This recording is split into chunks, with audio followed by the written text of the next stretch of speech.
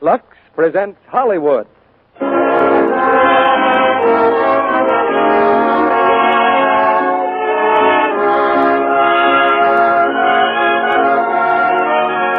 The Lux Radio Theater brings you William Powell and Teresa Wright in Shadow of a Doubt, and as our special guest, Miss America of 1943. Ladies and gentlemen, your producer, Mr. Cecil B. DeMille.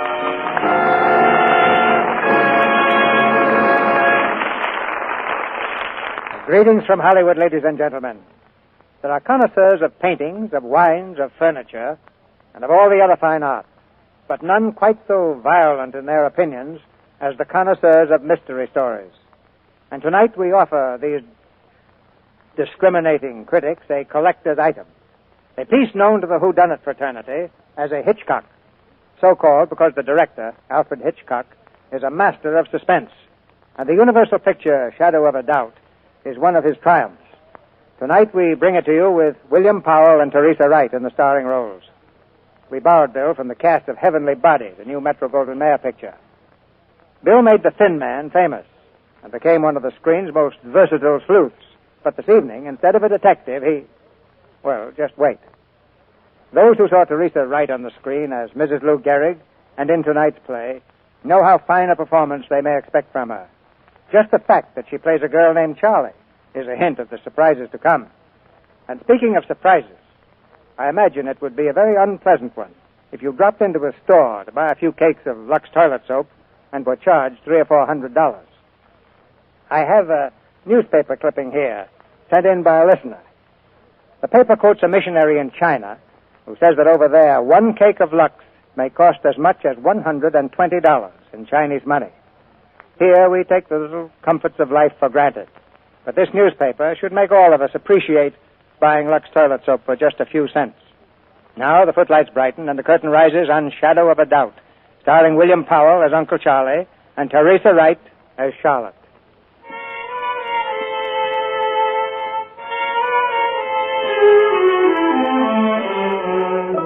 Well, did you get any dope on him? Yeah, he's living in a rooming house, 104 East Street, just outside of Newark. What name is he using? Spencer. The landlady says he's been there a week. Did you ask to see him? No, he wasn't in. Okay, we'll try it this afternoon.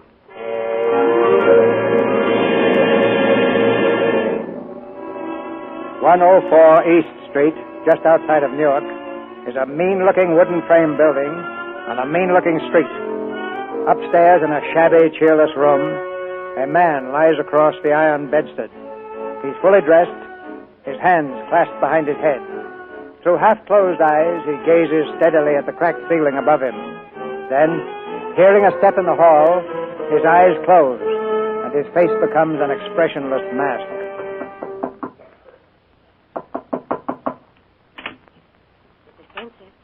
Mr. Spencer. Yeah? Mr. Spencer, I hate to bother you, but I thought you'd like to know there were two men here asking for you. They were sorry you wasn't in. I said you wasn't. Did they, say they'd be back? They didn't say exactly. Maybe I should have let them in. Oh, you said not to disturb you. Yes. Thank you, Mrs. Martin. You look kind of tired to me. I think maybe you need a real rest. That's what I think. Yes. I could stand a rest. Those friends of yours told me not to say they'd called. Wanted to surprise you, but I thought you'd like to know. Of course. And if they come back, let me show them up. Yes. You know, it's a funny thing. Very funny thing. Up to now, those two friends of mine have never seen me. Every time they've called, I've been out, even at other places. Isn't that odd, Mrs. Martin? Well, yes, it is odd. Well, now I'll have to meet them, I suppose. I might even go to meet them. And then again, I may not. Not yet. Well, you just go ahead with your nap. Yes, thank you. If you want anything, you just call. What do they know? They can't know anything. They're just bluffing. They haven't got a thing on me. Not a thing.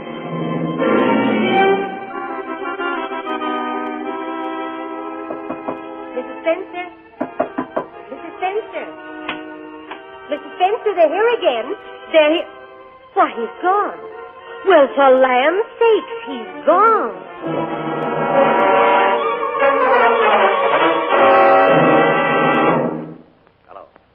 Hello, Western Union? I'm in a pay station. I want to send a telegram. Yes, I've got change. It's to Mrs. Joseph Newton, Santa Rosa, California. Here's the message. Ready? Homesick for you all. Stop. Coming to stay a while. Stop. Arrive Thursday. Love to everybody. And a kiss for little Charlie. From our Uncle Charlie. Yeah, that's the signature. Uncle Charlie.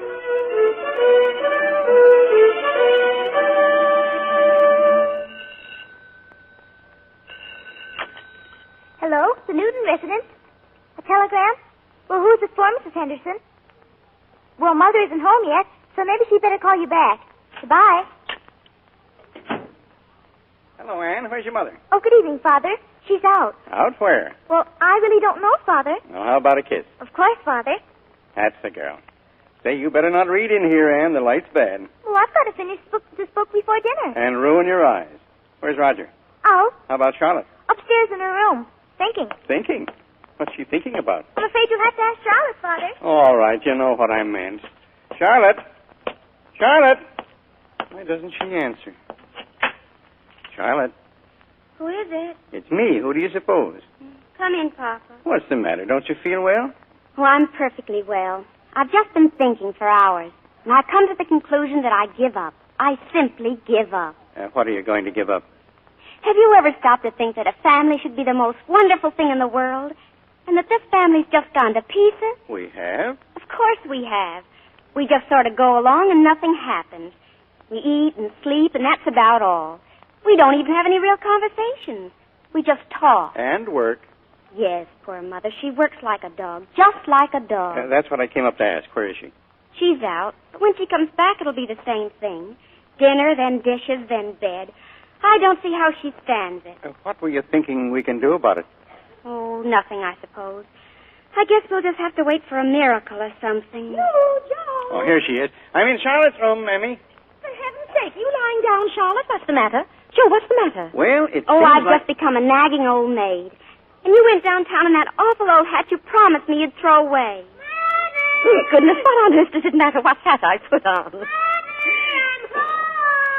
Yes, Roger, I know. I don't see why you let that child yell at you like that, Mother. If he has something to say... I'll take care of him. Roger, stop yelling like that. Charlotte, dear, what is it? Mama, I'm going downtown and send a telegram. Why, Charlie, who do you know to send a telegram to? I know just the person to come and save us.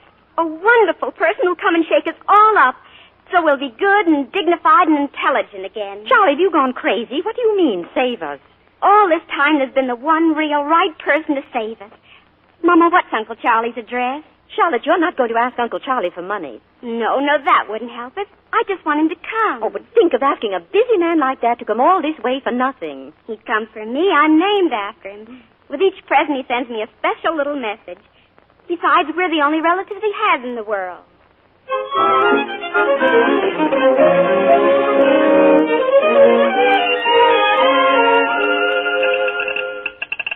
Mrs. Henderson, I'd like to send a telegram. Why, hello, Charlotte. I just called up your house. Telegram for your mother from your uncle, I think. My uncle? My Uncle Charlie? That's him. He's coming to visit you. Arrives Thursday. Oh, Mrs. Henderson, do you believe in telepathy? I ought to. It's my business. Oh, not telegraphy, mental telepathy. Like, well, suppose you have a thought, and suppose the thought's about someone who's in tune with you. And then over thousands of miles, that someone knows what you're thinking, and he answers you. And it's all mental. I don't know what you're talking about. I send telegrams the normal way.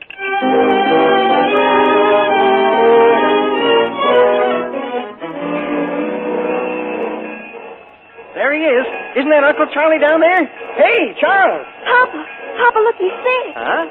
Uncle Charlie must be sick. The porter's helping him off the train. Oh, Uncle Charlie, Uncle Charlie.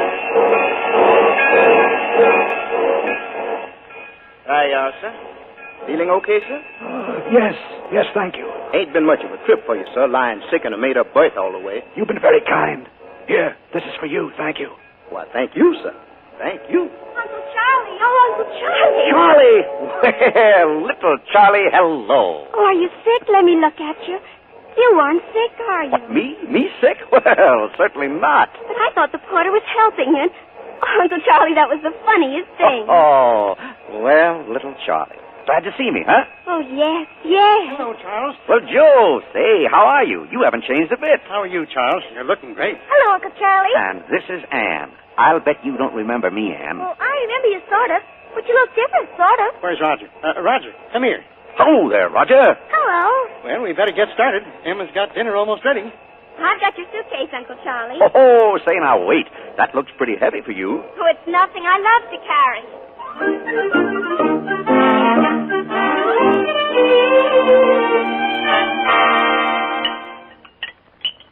You'll have some more lamb, Charles, won't you? Well, Emmy, it's pretty good. What were you saying about your boat, Charles? Well, that's about the finish of it, Joe.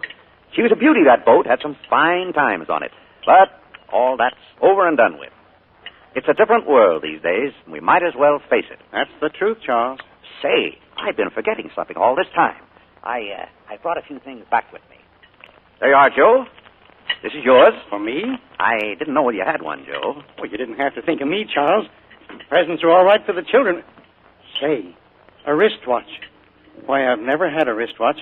The fellows at the bank will think I'm quite a sport. One for you, Emmy. Now, you just try this on. Charles, is it? Oh, no. Silver fox. Charles, I've wanted one all my life. It's what you should have. Oh, it's beautiful. And now, your little present, Charlie. Well, I don't want anything. Right now, I have enough. Before you came, I didn't think I had anything, but now I don't want another thing. I'll go get the coffee. Charlotte. She's crazy. Yes, me. I think she's putting on. She's not crazy. Smartest girl in her class at school. She's got brains. Well, she'll like this when she sees it. Now, you folks just sit here, and I'll take it to her. Tell her the sugar and cream are on the kitchen table, Charles. All right. Charlie, what's the matter? Here, now, you just put those dishes down a minute. I meant it. Please don't give me anything. Nothing? Why? I can't explain. You came here, and Mother's happy, and I'm glad that she named me after you and that she thinks we're both alike. I think we are, too. I know it. It would spoil things if you should give me anything. Well, you're a strange girl, Charlie. Why would it spoil things? Because we're not just an uncle and a niece. I know you. I know that you don't tell people a lot of things. I don't either. I have a feeling that inside you somewhere there's something nobody knows. Something wonderful, and I'll find it out. It's not good to find out too much, Charlie. But we're kind of like twins, don't you see? We have to know. Here, give me your hand. Now, you wear this ring. You wear it for me. You hear? Thank you. But you haven't even looked at it. I don't have to look at it. Let me show it to you. It's a good emerald, a really good one. And good emeralds are the most beautiful things in the world. Oh, you've had something engraved on it. No, I haven't, but I will, if you'd like me to. But you have, Uncle Charlie, you have. It's very faint. I can just read it. It says, T.S. from D.M. What? They must be someone else's initials. The jeweler rooked me. He rooked me. Oh, it doesn't matter. Really, it doesn't. Second hand, he rooked me. Ha, the whole rotten world's crooked. Give it back to me. Well, but I like it this way. Someone else is probably happy with this ring. The world's rotten. Give it back to me. I'll have that taken off. No, it's perfect the way it is. I'm going to keep it, Uncle Charlie.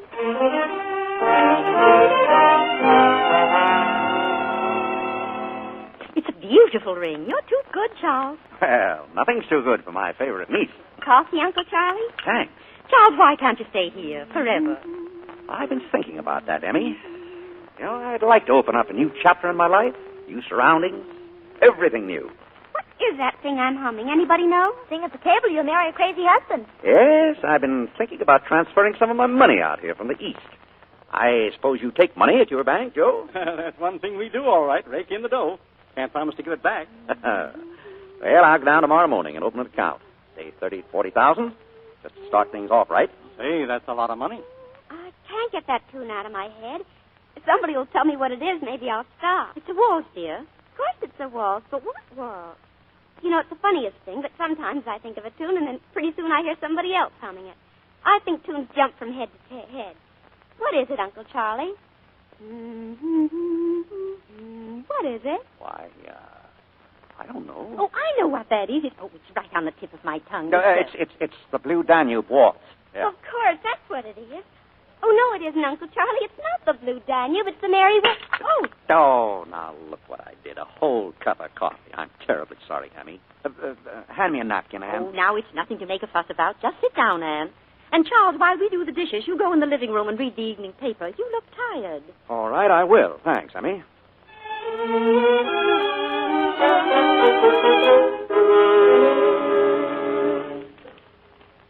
Uncle Charlie, when you get finished with the paper, will you give me the funnies? Oh, you can have them now if you want. I can wait. Anytime you say. Oh, well, nothing much to read these days, Rogers.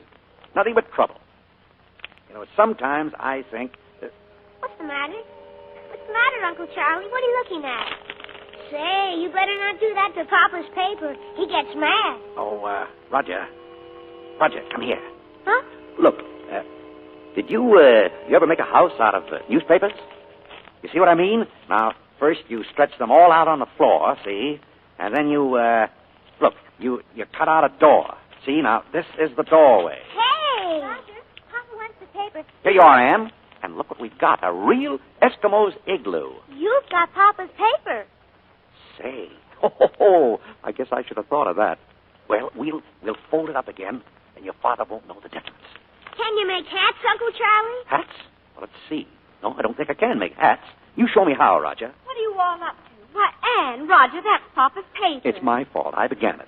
I was showing him a game, and I never thought about the paper. Well, it's all right. Let's see. Page 1, 2, page 5. Where's page 3? Where is it? Anne, did you go out in the porch with it somewhere? I just came in here. Yeah, that's funny. Page 3 and 4, where are they? Well, we never touched it. Uncle Charlie's the only one who touched it. Well, Papa may not notice it. We fold it very neatly, see, and very even. Oh, that's fine, Charlie. You're a lifesaver.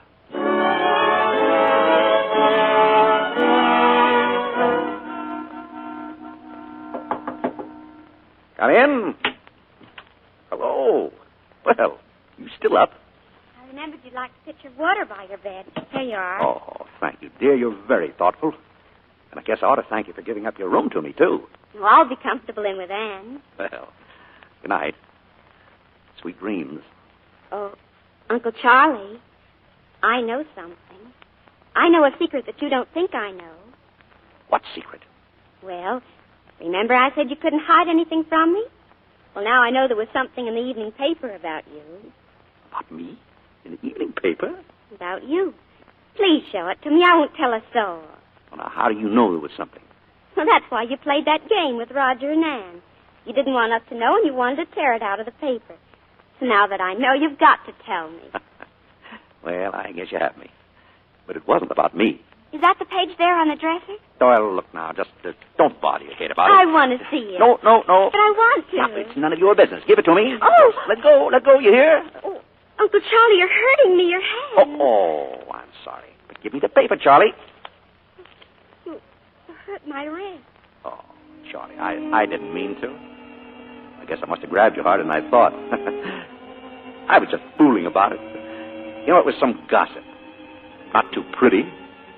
Not someone I met up with once. It's nothing for you to read. Forget it.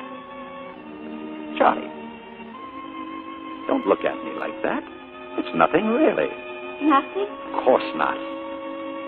Now, good night. Good night, Uncle Charlie. Pleasant dreams.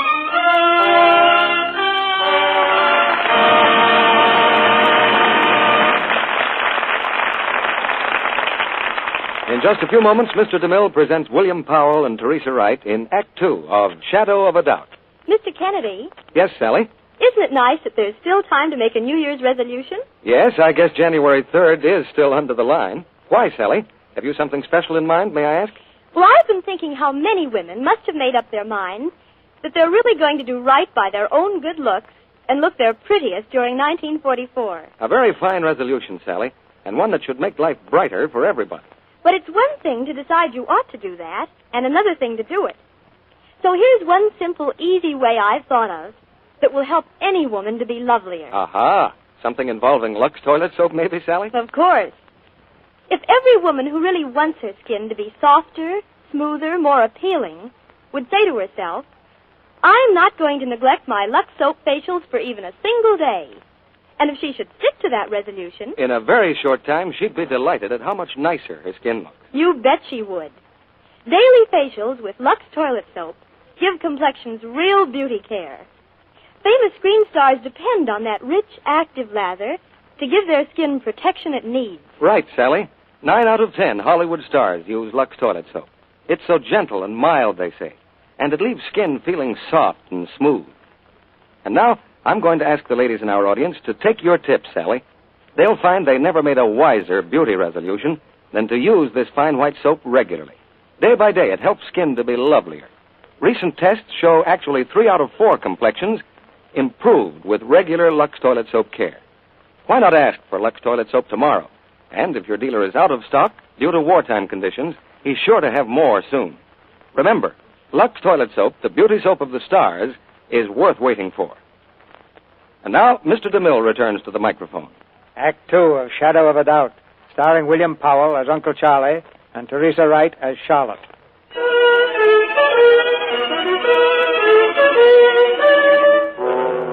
It's the following morning, and Emmy has just brought Uncle Charlie his breakfast. He sits up in bed, the tray on his knees, smiling genially at his sister. Oh, I can't face the world in the morning. I must have coffee before I can speak. Well, I don't mind coddling you your first morning.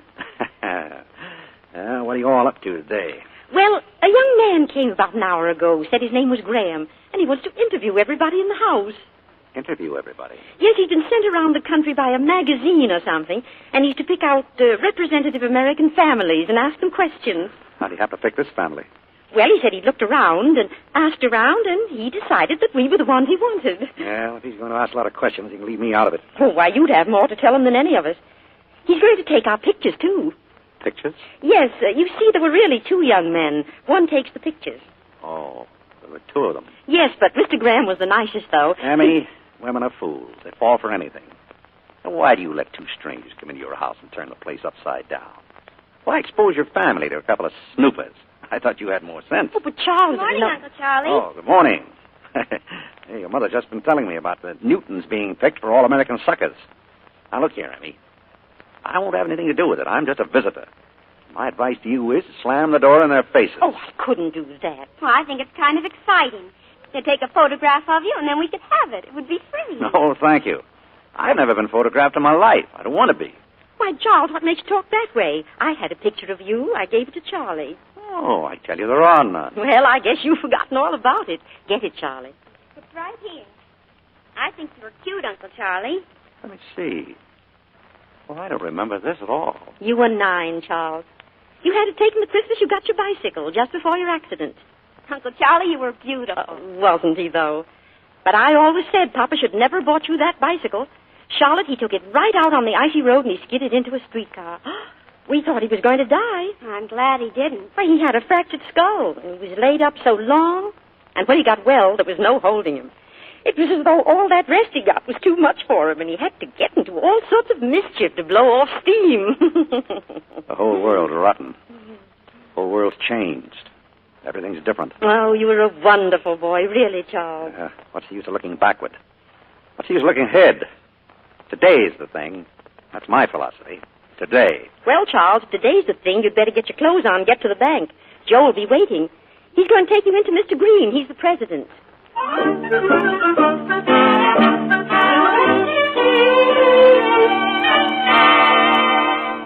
Did you say $30,000, Mr. Spencer? Yeah, 30, maybe 40, Mr. Green.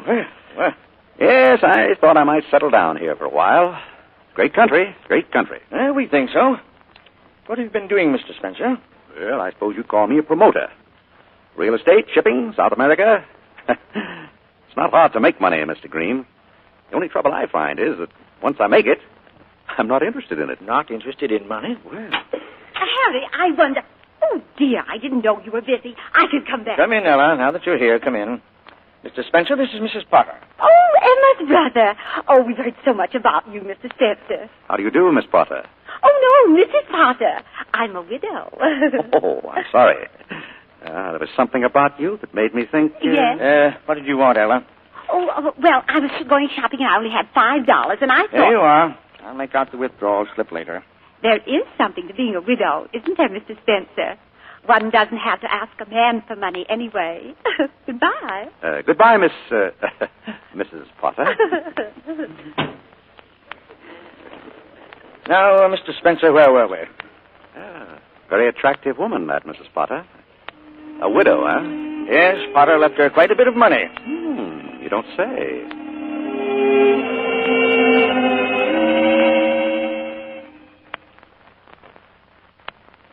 Okay, Saunders, go ahead and get some pictures of the upstairs room, right? And then we'd like one of you, Miss Charlotte. All right. Should I change my dress, Mr. Graham? No, just as you are, please. Funny you happened to choose our family. Why did you? Oh, we looked around, asked some questions, thought you were just about what we wanted. And why not choose your family? You haven't got any skeletons in your closet, have you? Of course we haven't. I wish we did have a few. We're pretty prosaic. You know, your picking us out as an average family gave me kind of a funny feeling. What kind of a funny feeling? Oh, I don't know. I guess I don't like to be an average girl in an average family. Oh, average families are the best. Look at me. I'm from an average family. As average as ours? Sure. Besides, I don't think you are average. Oh, that's because you're seeing me now. You should have seen me a few days ago. I was in the dump. And then Uncle Charlie came, and he's so wonderful he's waked us all up. He makes me feel wonderful, too. But he only got here last night. You haven't seen him in a long time. Maybe you just think that I don't think. I know. It's funny. When I try to think how I feel, I always come back to Uncle Charlie. Are you trying to tell me not to think he's so wonderful? Why would I do that? I haven't even seen him. He's not interested in the survey, Mr. Graham. I promised him he wouldn't be bothered. But you see, the whole idea of this thing When is... someone asks for privacy, he should have it. Okay, Miss Charlotte. I'll take the roll of film, please. What's the matter? I only wanted Give to it to me. Uncle Charlie, what's the matter? Hey, Graham, I took some shots of the upstairs hall, and this guy was there, and he wants... I said give me that film. I don't like to be photographed. Now, give it to me, please. Give it to him, Fred. Okay. Too bad, though. Mrs. Newton's on this roll, too. Here. Thank you. Sorry to trouble you. That's all right. Oh, Miss Charlotte, I wonder if you'd show me around the town this evening. I'd like to pick up some atmosphere. Why, of course. Thanks. I'll drop around about 8. Come on, Saunders.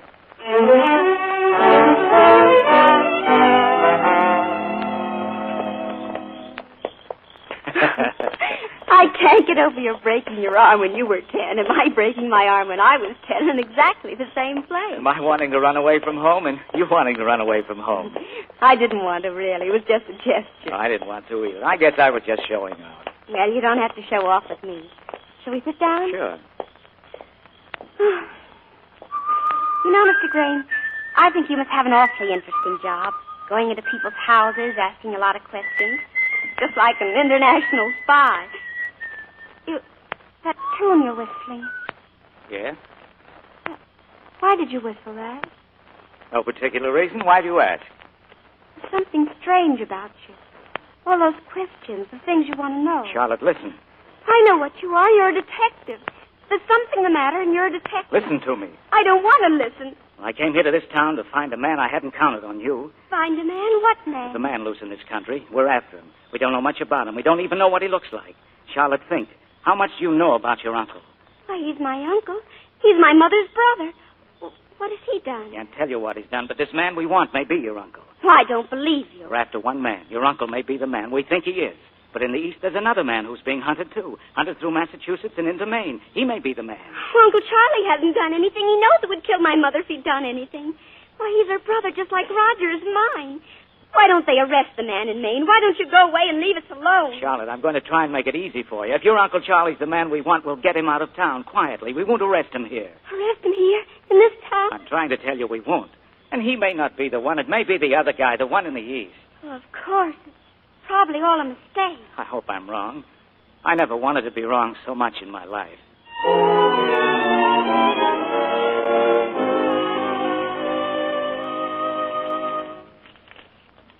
Charlotte, the library's supposed to close at 9 o'clock sharp. Yes, I know, Miss Corcoran. I just want to look at this newspaper. If I make one exception, I'll have to make 1,000.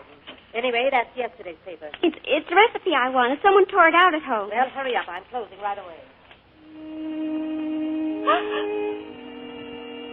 Police hunt murderer. Boston, Massachusetts, February 8th. In their search for the so-called Mary Widow murderer, the police have thrown a cordon around the northeastern states The announcement of his arrest is expected daily. All names he accused are thought to be aliases. When found, he'll be charged with the murder of 3 wealthy women. His victims have uniformly been widows of large means.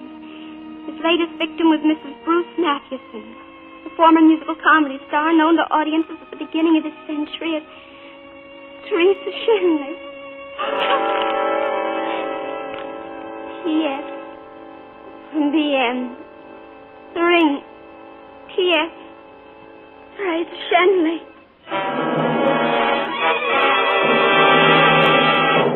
Come on now, everybody sit down. Dinner's ready. Where's Charlie?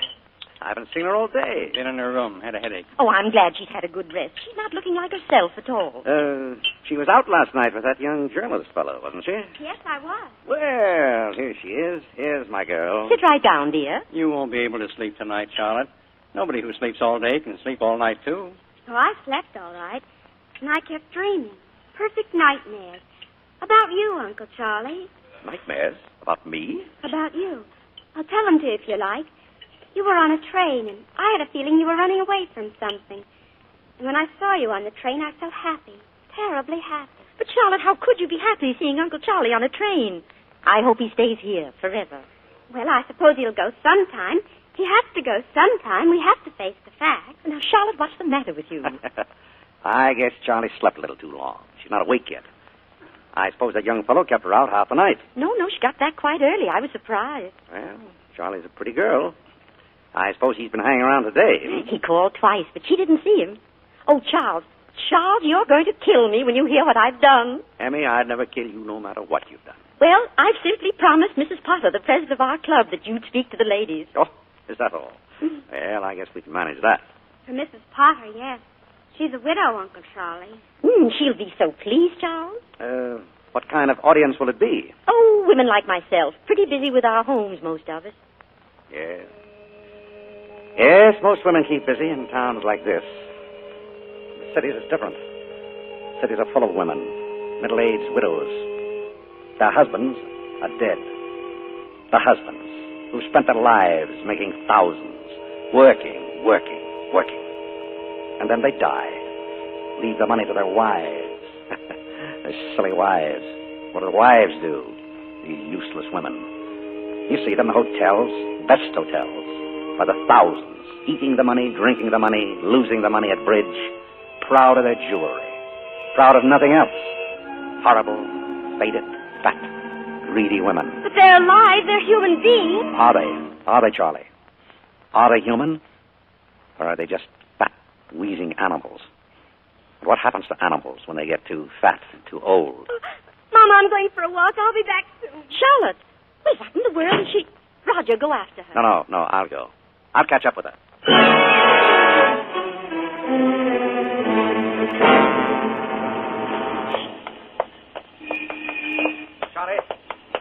Charlie, wait. Let me go, please. Charlie, what's the matter? Look, we can go to this bar here. I want to talk to you. You're hurting my arm again. Then come in with me. I can't. I've never been in a place like this. It's all right. Why do you make me come in here? It's an awful place. What does it matter where you are? Sit down. Yeah, what'll it be? Nothing. Bring her a ginger ale, and I'll have a double brandy. Brandy? Okay. What, Charlie? Well? You think you know something? That young fellow told you something. Jack, why should he know anything about you? Look, Charlie, something's come between us. And I don't want that to happen. Well, we're old friends. More than old friends. Like twins. You said so yourself. Don't touch me, Uncle Charlie. Don't touch my hand. What did he tell you? What did that boy tell you? How could you do things like that? You're my uncle. You're my mother's brother. We thought you were the most wonderful man in the world. Charlie, what do you know? I want to give you back your ring, Uncle Charlie. T.S. from B.M. Teresa Shenley from Bruce Mathewson. I'm going home. No, sit down. Sit down. Charlie, you think you're the clever little girl who knows something, don't you? Well, what do you really know? You're just an ordinary little girl living in an ordinary little town. You go through your ordinary little day, and at night you sleep your untroubled, ordinary little sleep filled with pleasant, stupid dreams. That I brought you the nightmares? Or did I? You live in a dream. You're a sleepwalker, blind. What do you know about the world? Do you know that if you rip away the fronts of houses, you'll find swine? The world is rotten. What does it matter what happens in it? Are you silly enough to imagine that what I've done is important to anyone? Wake up. Use your wits, Charlie. Learn something. Let go of my hand. Let me alone. Charlie, come back. You've got to listen to me, Charlie. Oh, please. So you think you found me out, you and your young friend Graham? I don't know. I'm not going to tell him what I know. He may find out, but I won't tell him. He won't find out. I'm only asking you one thing. Go away and leave us alone. No. I'm staying, Charlie. I'm not going away.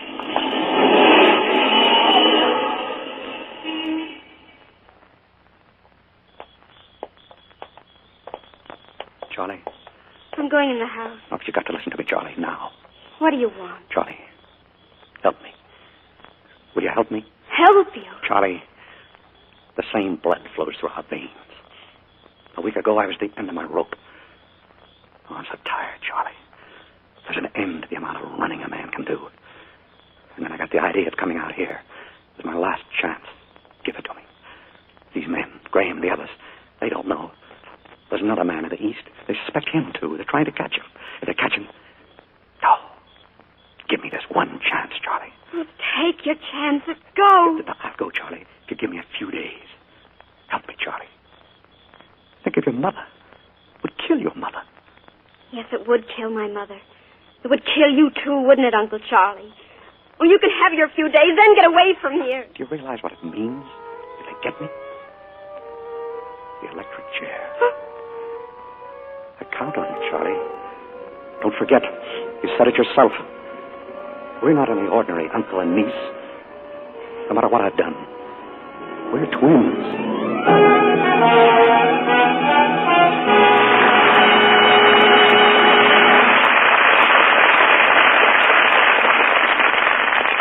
We pause now for station identification.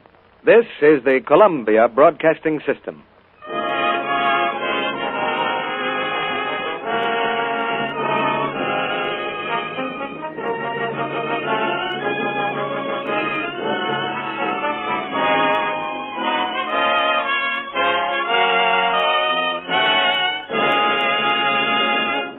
Now, before William Powell and Teresa Wright return for Act 3 of Shadow of a Doubt, Mr. DeMille presents our special guest of the evening. America is many things. A little white house on an elm-shaded street, 50,000 people yelling at an umpire, sodas at the corner drugstore, and pretty girls who'd like to be Miss America. And we have Miss America here with us now. Ladies and gentlemen, the glamour girl of the year, Miss Jean Bartell, who is Miss America of 1943.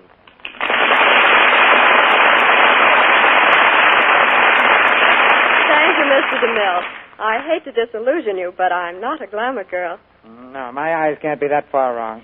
This year, Miss America was to be a typical American girl who might be able to carry out a mission for her country. In ordinary years, Miss America makes theater appearances, sings in nightclubs, haunts Hollywood for a contract, and usually makes herself quite a tidy little fortune. But this year, things are different. The fortune is... $2.5 million. And it went to the United States government. Mm-hmm. Since last September, Miss America has been going up and down America selling war bonds. I'll bet that $2.5 million represents a lot of kisses. Not a single one. Well, that's unheard of. You can't sell bonds without kisses. Well, I thought the customers would rather kiss a movie star. That's what you think. I don't want to sound like the Chamber of Commerce, but I must point out that before Jean became Miss America, she was Miss California and a co-ed at the University of California in Los Angeles. How'd you get started on the road to Atlantic City, Jean? I was singing at a war bond rally, and someone suggested I try for the contest. The next thing I knew, someone was putting a crown on my head. The key to a city in your pocket. I do have quite a collection. Keys to about 40 cities, everywhere but Los Angeles. We knew you didn't need one to get home with, Jean. What were the exciting moments of your tour? Well, I saw snow for the first time. That was in Minneapolis. Then I had Thanksgiving dinner at 4 of New Orleans' wonderful restaurants. I know just what you mean. I've sampled their cooking. Those things were all fun, but I think the biggest thrills came in places like a war plant in Cleveland at 2 o'clock in the morning and a hospital in Denver late on a winter afternoon. Did you sell bonds in the hospital? No, I went to sing for the boys. But as I was walking around the wards, one of them called me over and said, listen, baby, I'm not very well healed with dough at the moment, but I could manage a few war stamps. Here's the money. He was just back from North Africa. To that boy, you were really Miss America. I suppose now that you're home in Los Angeles, you'll settle down for a good long rest. I'm leaving tomorrow for New York to help open the 4th War Loan Drive on January the 18th. After that, I'm going to continue with my career, which is singing. Well, I think you're singing a very sweet tune for the Treasury Department right now. It's not a solo, Mr. DeMille. It's a chorus. A chorus of 130 million people. They know there's a war on, and they and their sons and daughters will finish it. Thank you for asking me to come here. Now I'd like to join the audience for the 3rd act. Good night. Good night, Miss America. Your hometown is proud of you. After the mystery is solved, we'll have a chat with our stars. But now here's the curtain for the 3rd act of Shadow of a Doubt, starring William Powell and Teresa Wright.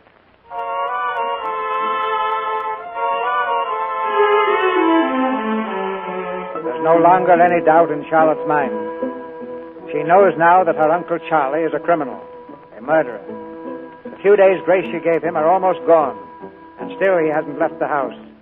Now, on a Sunday afternoon, the family is gathered in the living room, waiting for dinner. How was church, Charlie? Did you count the house? Turn anybody away? No, seats enough for everyone. Yeah, glad to hear it. Show's had such a long run, I thought maybe attendance might be falling off. We prayed for you, Uncle Charlie. At least I did. Thanks. Say, here's an interesting thing. What's that, Joe? The paper here says they got that Mary Widow murderer. They got him? Where? Up in Maine, Portland. Didn't catch him exactly. He was running from police to the airport. He ran plunk into the propeller of an airplane. Cut him to pieces. Well, what do you know? Yeah, I guess that solves that case. I guess that solves it, Charlie. Hmm? Yes, Uncle Charlie. Well, I think I'll wash up for dinner. I'm hungry. I don't know when I've been so hungry. Charlotte, that young reporter fellow's here. He wants to see you. Well, tell him to wait out in front.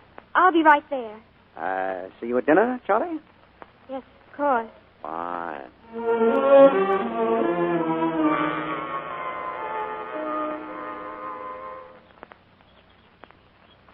Then we got a wire from Maine. They called us off the job. I'm just coming up for air. Me too. Now that it's over, Jack, I don't want to talk about it anymore. I want to pretend that nothing ever happened. Well, you won't have to pretend much. Nothing did happen. I'm glad you never did know what we suspected your uncle of. Yes. Well, I guess that's all. Well, look, Charlotte, Saunders and I know. You have to go away. Yes. I knew you'd have to go away, but I hadn't thought about it. I'll be alone again. Alone? In that beehive you live in? Besides, I'm coming back. When? When are you coming back? As soon as I can make it. I don't want you to go. I feel... How do you feel? You're not frightened now, are you, Charlotte? Frightened? Oh, I know what I did to you. And don't think I haven't tossed around every night for a week worrying about you. Why? Why, Jack? I don't know. I guess it's probably because I'm in love with you. Are you? That's why I'm coming back. Oh? I thought if we got engaged now, today I mean, why, then maybe we could get married when I get back. I suppose it is better to be engaged for a while, even if it is only for a little while. We'll get married. That's all there is to it. Oh, Charlotte. Oh, there. Oh, hello, Mr. Spencer. I was just saying goodbye to Charlotte. Oh, all finished here? All finished. I'll be back. You'll be seeing me around. Oh, yeah? Not on business, though. Well, sometimes I'm pretty obtuse, but I think I understand about your coming back. Well, Charlie's a fine girl. I think so, too. Goodbye, Mr. Spencer. Goodbye. Bye, Charlotte. Goodbye. Come back soon, Jack. You bet. Take good care of her, Mr. Spencer. Oh, I will. I certainly will. Fine boy, Charlie. Fine boy. When are you leaving, Uncle Charlie? Oh, no need to hurry now. We're all happy here. When are you leaving, Uncle Charlie? Look, I just told your mother. I'm going to build a new house for you folks. Give it to you. When are you leaving? Well, I'm not going. I want to settle down here. Have money in the bank, have some sort of business. be a part of this family. I see.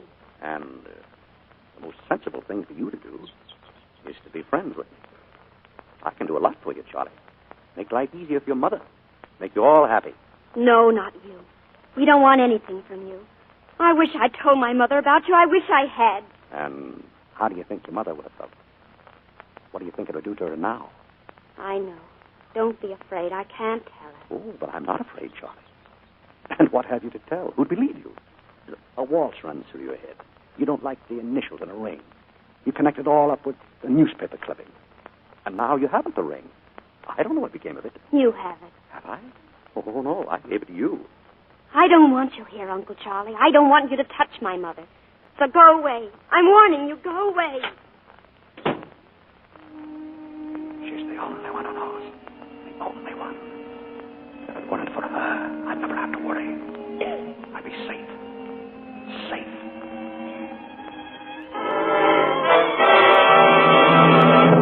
Hurry up, Joe. We'll be late for the lecture. Is Uncle Charlie going to speak, Mama? Yes, dear. Now, you get your coat. It's almost 8 o'clock.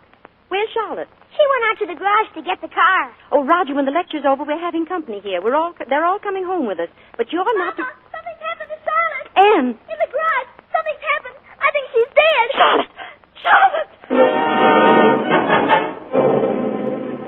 Charlotte!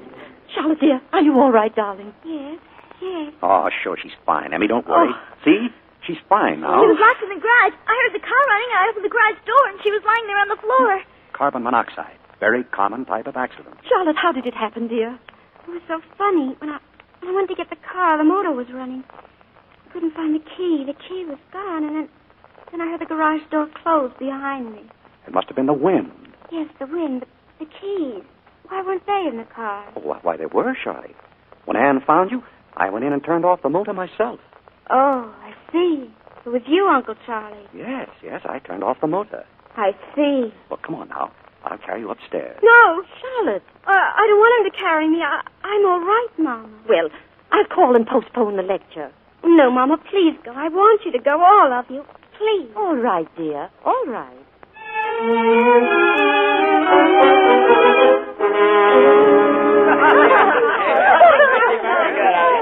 Fine speech there, Mr. Spencer. Congratulations. Thank you. I thought it was wonderful. Thank you, Mrs. Potter. You haven't had a drop of wine, Mrs. Potter? Why, I believe I will. Ladies and gentlemen, I want to propose a toast to... Oh, is that Charlie? Charlie, how are you feeling? I'm all right now, thank you. I feel fine. My favorite little niece. Well, now, you don't think you ought to be in bed, Charlie? Oh, no, I wanted to come down. I wanted to show everybody my new ring. Your ring? The one you gave me, Uncle Charlie. I found it. You know where? In your room. I must have gone in and left it there. Force of habit. Oh, yes, probably. It's a beautiful ring, dear. Just beautiful. Yes, it has an inscription, too. Shall I show it, Uncle Charlie, or shall we keep our little secret? Charlie. Oh, do show it. Well, Uncle Charlie? We'll talk it over later. Charlie, you're just in time for a farewell toast. I hate to break the news like this, but tomorrow I must leave Santa Rosa. Oh, you can't leave us that way.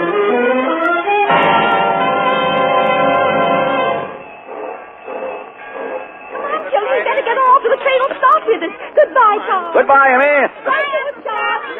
I will. You write me. I'm coming. So, Charlie, wait. I'll go out the platform with you. Goodbye, Uncle Charlie. We've got a minute or two. I want to speak to you. Well, I've got to get off. Oh, but there's plenty of time. Charles, do you think Oh! What? That was Mrs. Potter. Oh, was it? The widow Potter. Is she going with you? Oh, now, don't be a little fool. You know that I know about you, don't you, Uncle Charlie? And if I ever hear or read about anything, well, you know what I'm talking about, don't you? You're being a foolish girl. I'm warning you. Charlie, listen. The train's moving. Charlie. Let me go. No, Charlie, listen. You did a fine thing for your mother. Right not to let her know. My arm, you're hurting me. You're not getting off yet, Charlie. Wait a while. You see? We can just open the door like this. What are you doing? What? Then you can get off in just a minute or two. You're mad. You're a mad. Wait, just a little faster. A little faster. I don't want you to be hurt, so just a little faster. Don't scream. No, Charlie, it's all so simple, isn't it? She tried to get off while the train was moving. She was killed. Nice girl. Too bad. Now, Charlie, now. Don't fight, Charlie. It's better for you if you don't. Stop! Miss, what is it? We fell off the train.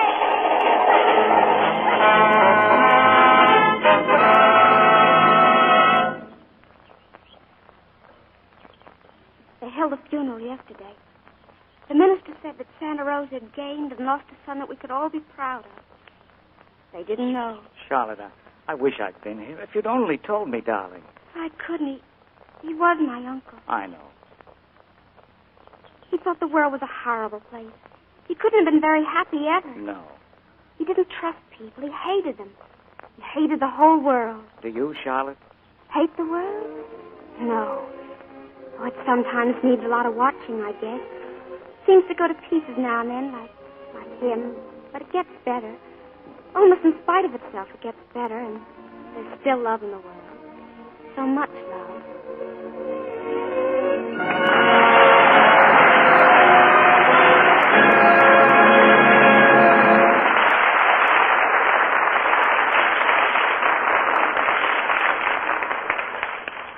There isn't a shadow of a doubt about the kind of acting we heard tonight. And here are William Powell and Teresa Wright for a well-deserved curtain call. Thank you, Cecil. You know, this was really the first time I've been connected with a drama where I played opposite a beautiful girl named Charlie. And the first play I ever heard of where Bill Powell turned out to be the murderer. What would the Thin Man say? Now, we'll try and get you on the right side of the law next time, Bill.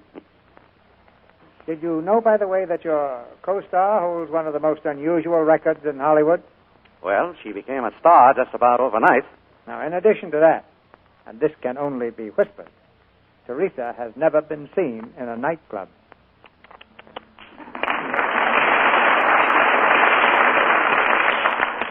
That's practically a scandal in Hollywood. I may never live it down. We'll forgive you if you keep up the standard of performance you've already set. What was your background in the theater, Teresa? I played in summer stock. Naturally, that included building scenery, wrestling props, painting backdrops, taking tickets, and sweeping up the theater. That sounds like old home week to me. And just before Mr. Goldwyn brought me to Hollywood, I was in Life with Father in New York. From Life with Father to Life with Goldwyn.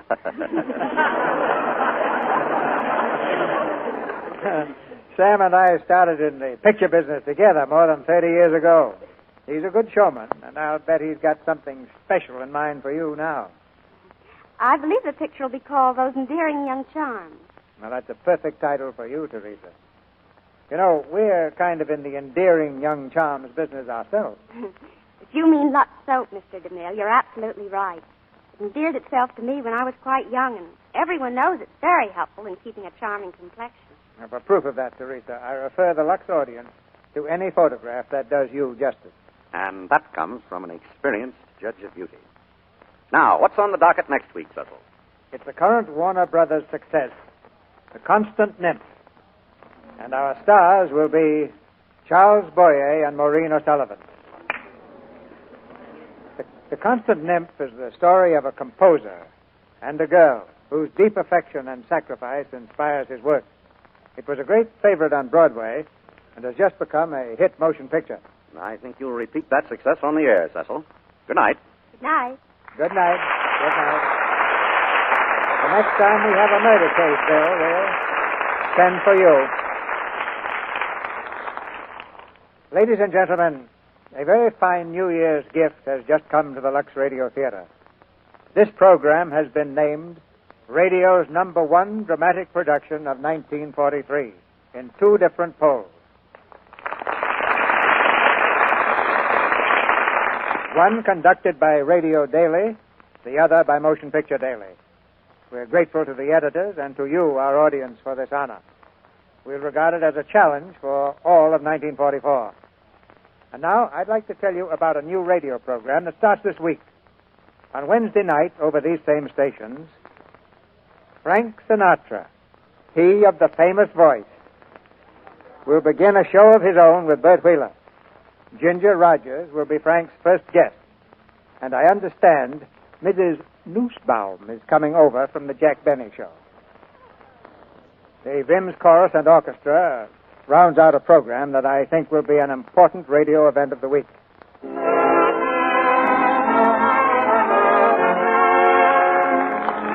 Our sponsors, the makers of Lux Toilet Soap, join me in inviting you to be with us again next Monday night when the Lux Radio Theater presents Charles Boyer and Maureen O'Sullivan in The Constant Nymph. This is Cecil B. DeMille saying good night to you from Hollywood.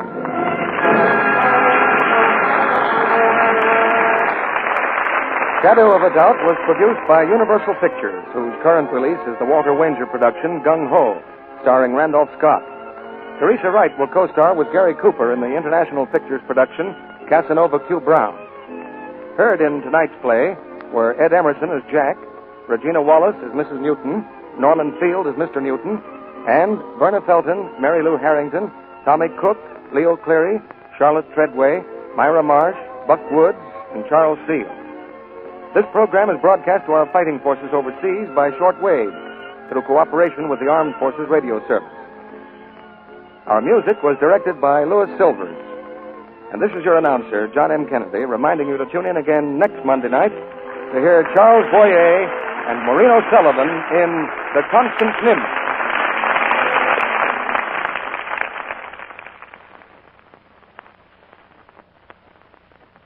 Want to know a secret? Your ration points go farther, go further, go farther. Your ration